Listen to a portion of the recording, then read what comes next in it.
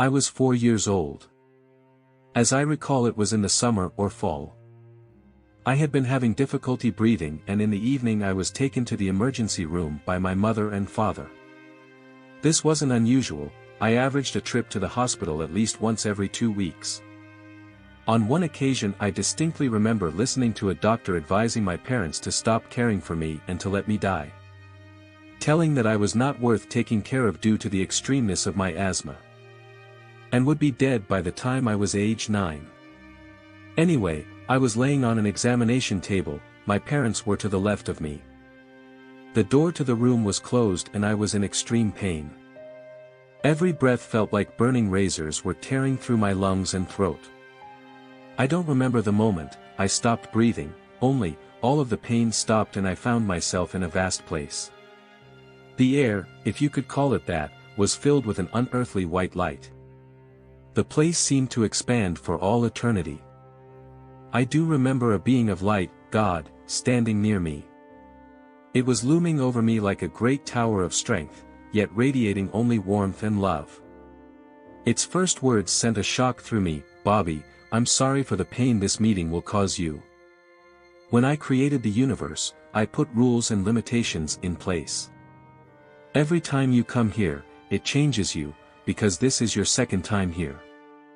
You will remember more than you're supposed to, and it will cause you more pain than you know. You will suffer as no one in your family ever has, and I can't change that."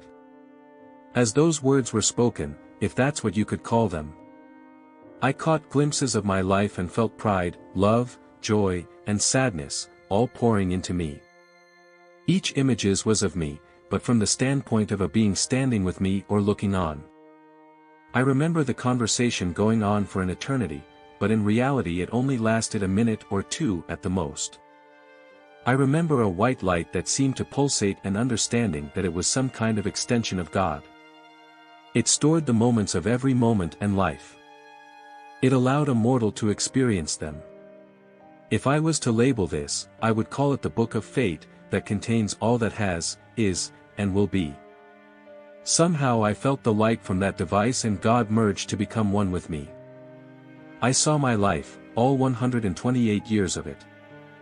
I saw my mother die, and me being unable to do anything about it as I had moved away.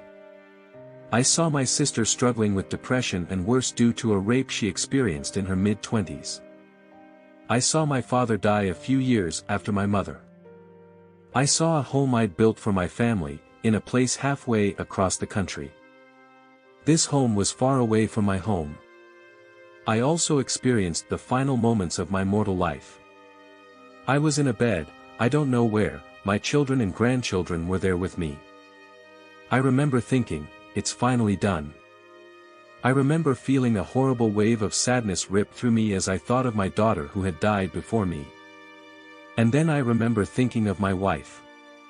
Keep in mind I was 4 years old while experiencing the life experiences of an 128-year-old man. I remembered the night we were married. The room was dimly lit and she was standing in front of me getting undressed.